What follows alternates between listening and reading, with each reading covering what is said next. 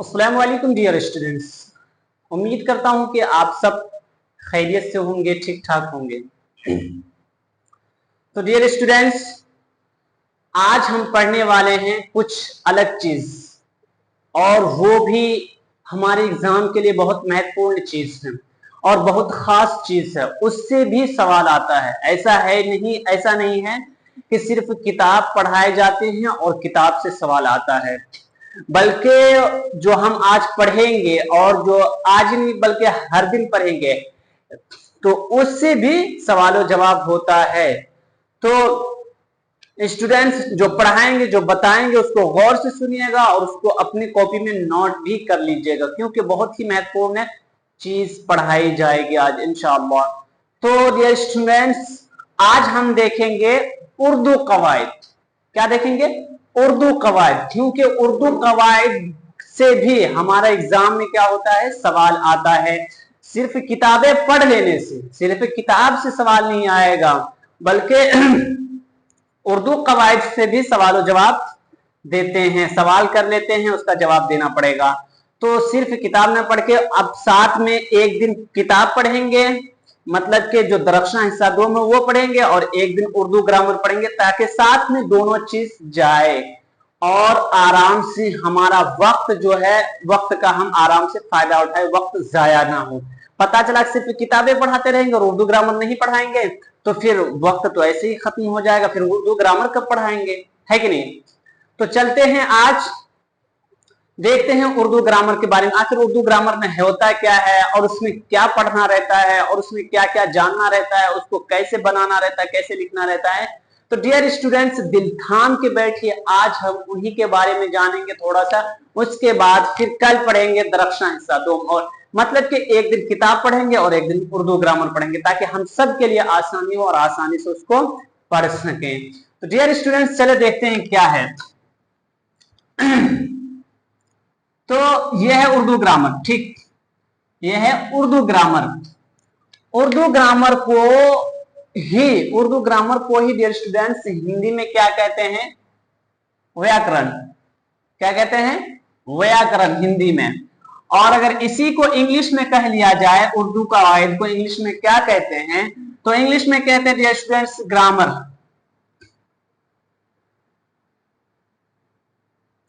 ठीक, ग्रामर। तो हिंदी उसको उर्दू में उर्दू कवायद कहा, और हिंदी में व्याकरण कहता है, और इंग्लिश में क्या कहता है? ग्रामर। ठीक, यह है ग्रामर, और आज हम इसी ग्रामर के बारे में पढ़ेंगे। अब इस उर्दू कवायद यानी ग्रामर, व्याकरण में क्या होता है?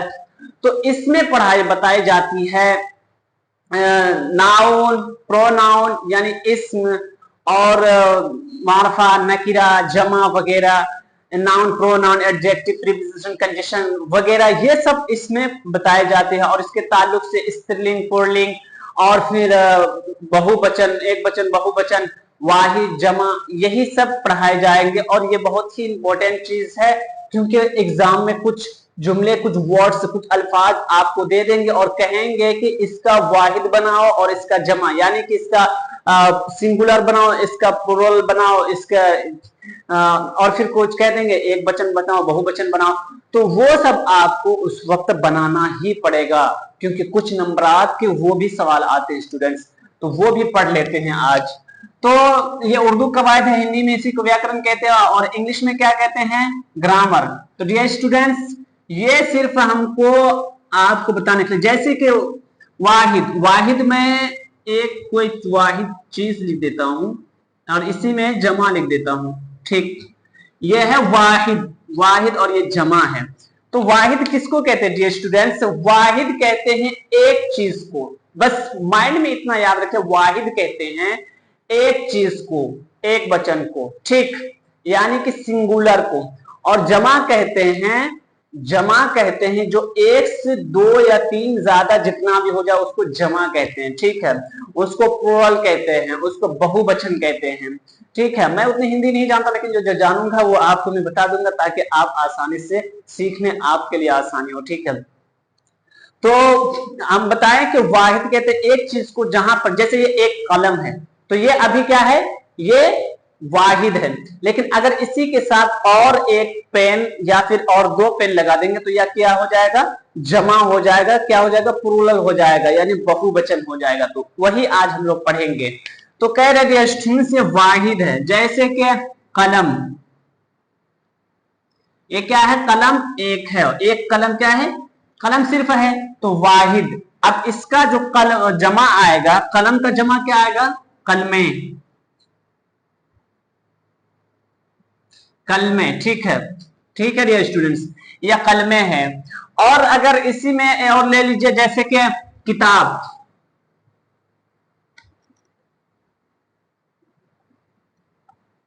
किताब, ठीक, किताब। लेकिन इसमें ध्यान दीजिए स्टूडेंट्स, किताब हिंदी में किताब की जमा एक ही आती है, मतलब हिंदी में किताब की जमा और इंग्लिश में जो किताब की जमा वो एक तरह की है, लेकिन उर्दू में थोड़ा सा बदल जाता है, उसको ध्यान दीजिएगा। तो जैसे किताब, ये एक किताब है तो ये क्या है, वाहिद है, ठीक है, ये वाहिद है। अब इसी को अगर हम लिखेंगे एक किताब को जमा, ठीक है, तो जमा हिंदी में क्या हो जाएगा, किताब की जमा किताबें, ठीक, ये हिंदी वाला हुआ। और उर्दू वाला अगर लिखेंगे किताब की जमा तो क्या हो जाएगा डियर स्टूडेंट्स, कुतुब, क्या हो जाएगा, उर्दू में किताब की जमा क्या होता है, उर्दू में कुतुब, कुतुब, कुतुब होता है उर्दू में किताब की जमा, और हिंदी में किताबें ही होता। और इंग्लिश में भी अगर कहा जाए किताब की जमा यानी कि बुक की जमा, बुक की जमा तो क्या हो जाएगा, बुक्स हो जाएगा डियर स्टूडेंट्स, क्या आ जाएगा, बुक्स, ठीक है। तो उर्दू में थोड़ा डिफरेंस है, बाकी सब वही है, बस कुछ कुछ लफ्ज, कुछ कुछ जो वर्ड है वो डिफरेंट मिलेगा, बाकी सब वही है, ठीक है। और कोई डिफिकल्ट है नहीं, कोई सख्त तो है नहीं, बिल्कुल आसान है, ठीक है। तो ये थे कुछ बातें, मतलब मिसाल जो मैंने आपको बताया समझने और समझाने के लिए कि उर्दू में कवायद, उर्दू कवायद होता है, और इसी को हिंदी में बोलिएगा तो व्याकरण कहेंगे, और इसी को इंग्लिश में बोलिएगा रजिस्ट्रेशन, तो ये क्या हो जाएगा, ग्रामर हो जाएगा। अब ग्रामर में क्या क्या होता है, उसमें इसम, फेल, हर्फ, यानी कि noun, pronoun, adjective, preposition, conjunction वगैरह पढ़ाया जाता है, और दिगर चीजें पढ़ाई जाती है। तो उसी के बारे में हम लोग आज जानेंगे। तो डियर स्टूडेंट्स, अब कह रहे हैं कि ये सब जो बातें बताई इसको नोट कर लीजिएगा। नोट करने के बाद कुछ वर्ड्स देंगे सिंगुलर और प्लूरल का बनाकर, अब उसको नोट करने के बाद आपको वो माइंड में बिठाना है, याद करना है, ठीक है, और रिमेंबर करना है। अगर आप याद नहीं करेंगे, मतलब उसको पढ़ेंगे नहीं, तो आपको याद नहीं होगा। ये मत सोचिए कि उस वक्त आएगा तो हम दे ही ले जाएंगे, नहीं, बिल्कुल भी नहीं, हरगिज नहीं, इग्नोर नहीं करना है, ओके, बिल्कुल उसको पढ़ना ही है डियर स्टूडेंट्स। तो जो उर्दू ग्रामर शुरू होता है, उर्दू ग्रामर जो शुरू होता है वो कहां से होता है, इस्म से, कहां से, इस्म से, यानी कि नाउन से हो शुरू होता है। और नाउन यानी इस्म की कितनी किस्में हैं, कई अकसाम हैं, तो उसमें बताएगा जो भी जितने भी अकसाम है, ठीक है डियर स्टूडेंट्स। तो पहले हम कुछ वाहिद और जमा, यानी कि पहले हम इस्म को पढ़ लेते हैं, उसके बाद फिर वाहिद और जमा के बारे में बताएंगे इंशाल्लाह, उसके बाद फिर नेक्स्ट वीडियो पर इसके बारे में बातचीत होगी। तो डियर स्टूडेंट्स, मैं कुछ वर्ड्स लिखाया हूं जमा और वाहिद का, यानी कि एक वचन और बहुवचन का, सिंगुलर और प्लूरल, जिसको आपको अपनी कॉपी में नोट कर लेना है। नोट करने के साथ उसको पढ़ते रहना है ताकि आपके जहन में वो बात बैठ जाए। बस कुछ नहीं, कुछ वर्ड्स अगर आप अपने जहन में बिठा के रखिए स्टूडेंट्स, अगर याद कर लिए तो उसी अंदाज में आप आराम से हर वर्ड का जमा और निकाल लेंगे। बस थोड़ी सी मेहनत करने की जरूरत है। तो देखते हैं डियर स्टूडेंट्स क्या क्या है। ये क्या है, वाहिद है, ठीक है, ये वाहिद और ये जमा है। अब इसका देखते हैं वाहिद, नंबर 1 पर क्या है, वाहिद, मौका, क्या है, मौका। और इसी का जमा क्या है डियर स्टूडेंट्स, मवाक़े, मवाक़े, ठीक है। और नंबर 2 पर है तकलीफ, ठीक, नंबर 2 पर है तकलीफ। और इसी की जमा है तकलीफ, यानी कि इसका जो पोल है, प्लूरल यानी बहुवचन है, वो क्या है? तकालीफ। क्या है? तकालीफ। और यहाँ पे है 3 नंबर पे शायर। शायर जानते हैं, जो नात वगैरह शेर व शायरी करता है उसको शायर कहते हैं। जो शायर 3 नंबर पे जो शायर है उसका जो प्लूरल होगा यानी बहुवचन जमा होगा वो क्या होगा? शुअरा। ठीक है, शुअरा। और नंबर 4 पर कह रहे डियर स्टूडेंट्स कि तस्वीर। तस्वीर की जमा क्या है? ये तस्वीर है। ठीक है, तस्वीर की जमा क्या है? तस्वीर की जो प्लूरल है, बहुवचन है, उसका क्या होगा? तस्वीर, यानी कई सारी तस्वीर, यानी बहुत ज्यादा तस्वीर। ठीक है। और 5 नंबर में कह रहे डियर स्टूडेंट्स मुल्क। मुल्क की जमा क्या है? मुल्क जो है एक देश है, तो मुल्क की जमा होगा मुलुक। ठीक है, यह है मुलुक, मुल्क की जमा मुलुक। और नंबर 6 पर कह रहे हैं स्टूडेंट्स हदीस। नंबर 6 पर हदीस। हदीस की जमा क्या है? इसका जो प्लूरल है वो क्या है, यानी बहुवचन क्या है हदीस की? तो हदीस की जो है वो अहदीस है। क्या है? अहदीस, यानी बहुत सारी हदीसें। और नंबर 7 पे कह रहे हैं स्टूडेंट्स के हरकत। हरकत मतलब क्या? किसी जो हिलता डोलता नहीं है उसी को हरकत कहते हैं। तो हरकत की जो जमा है यानी प्लूरल है, बहुवचन है स्टूडेंट्स, वो क्या है? हरकत है। क्या है? हरकत। ठीक है। और फिर यहाँ पे 8 नंबर पे कह रहे हैं कि 8 नंबर पे क्या है? किस्सा। 8 नंबर पे क्या है? किस्सा। ठीक है स्टूडेंट्स, तो किस्सा की जमा क्या है? कैसस। किस्सा की जमा क्या है? कैसस। ठीक है। और उसके बाद 9 नंबर पे स्टूडेंट्स कह रहे हैं कि रातें। रात। अब रातें की जो प्लूरल है स्टूडेंट्स, रात की जो बहुवचन वो क्या होगा? रात की रातें। ठीक है, कई सारी रातें, 3 4 5 जितनी भी हो। और नंबर 10 पे कह रहे हैं दवा। दवा की जो दवा की क्या है? बहुवचन क्या होगा? पुल्लिंग, यानी कि जमा। उर्दू में कह रहे उसको जमा कहते हैं। दवा की क्या होगा? अदिया। क्या होगा? अदिया। अदिया। और नंबर 11 पे है स्टूडेंट्स क्या? मस्जिद। मस्जिद, उसकी जमा क्या है? मसाजिद। ठीक है। नंबर 12 पे है किस्म, यानी कि तकसीम करने का जो किस्म होता है, किस्म, उसकी के जमा क्या है? उसके प्लूरल क्या है? अक़साम।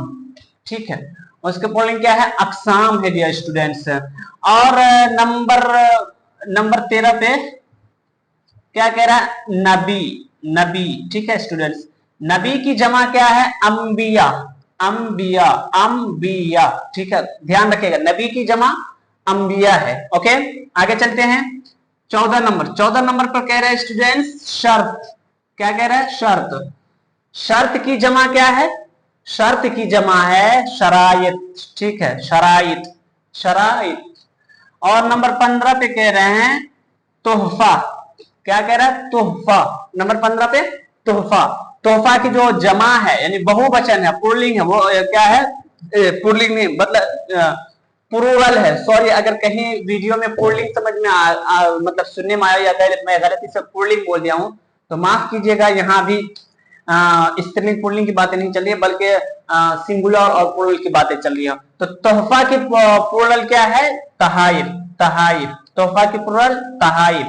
ठीक है डियर स्टूडेंट्स, ये वाहिद है और ये जमा है। तो ये कुल 15 वर्ड्स थे, 15 वर्ड्स हैं जो मैंने आपको लिखाया है। ठीक है, अगर आप चाहे तो इसका अच्छा से स्क्रीनशॉट ले सकते हैं। ठीक, तो डियर स्टूडेंट्स ये कुल 15 वर्ड्स थे जो मैंने आपको लिखाया। अब इस वर्ड्स को आप अपनी कॉपी में नोट कीजिएगा। नोट करने के साथ इसको पढ़ते रहिएगा, इसको याद करते रहिएगा, अपने माइंड में इसको बिठाते रहिएगा तो आपको याद हो जाएगा। बहुत ही आसान है, कोई डिफिकल्ट नहीं है। ठीक है, आप इसे आराम से कर ले जाएंगे। आप इसे आराम से कर ले जाएंगे, मुझे उम्मीद है आप पर कि आप मेहनती हैं, आप कर ले जाएंगे।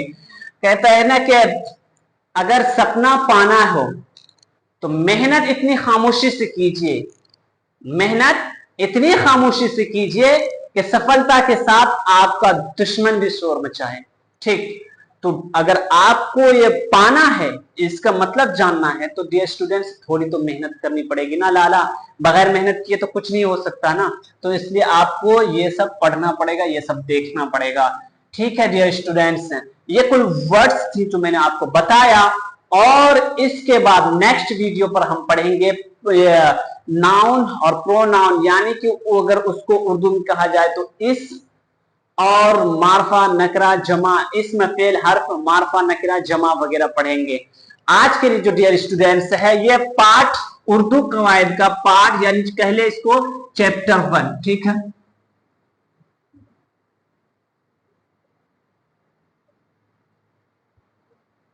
चैप्टर 1, क्लास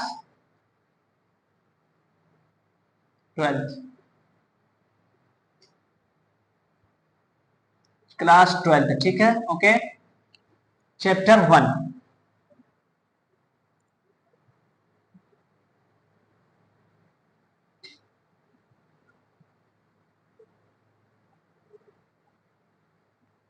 उर्दू कवायद। ठीक, तो इसको भी आप लोग मतलब एक दिन उर्दू किताब पढ़ाएंगे, एक दिन उर्दू कवायद पढ़ेंगे, ताकि दोनों साथ में जाए और आप सबके लिए आसानी हो। तो आज के लिए जो वीडियो है डियर स्टूडेंट्स इतना ही है। इंशाअल्लाह फिर नेक्स्ट वीडियो पर उर्दू कवायद से पढ़ेंगे इसम फेल हर्फ किसे कहते हैं और उसकी क्या वजह है, नाउन किसको मतलब इसमें जो है उर्दू इंग्लिश में उसको नाउन कहते हैं, और उसकी जो तारीफ क्या है वो देखेंगे। ठीक है, आज के लिए जो इतना ही, क्योंकि पहले पहले है तो थोड़ा कम पढ़ते हैं और इसको समझते ज्यादा है। तो जो मैंने बताया और समझाया गौर से वीडियो को देखिए, और देखने के साथ अपनी कॉपी में नोट कीजिए। बारहा मैं कहता हूँ, हर वीडियो में कहता हूँ, जितनी चीज बोर्ड में आपको लिखा कर पढ़ा जाता है वो बहुत ही इंपॉर्टेंट चीज है, उससे सवाल आता है।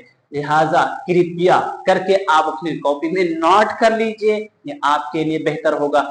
और अगर वीडियो अच्छी लगे दोस्तों तो अपने दोस्तों तक शेयर करें, चैनल को सब्सक्राइब कीजिए और अपने रिश्तेदारों तक शेयर कीजिए, ताकि वो भी इसका पूरा पूरा लाभ उठा सके। मिलते हैं नेक्स्ट वीडियो पर। अस्सलाम वालेकुम, जय हिंद।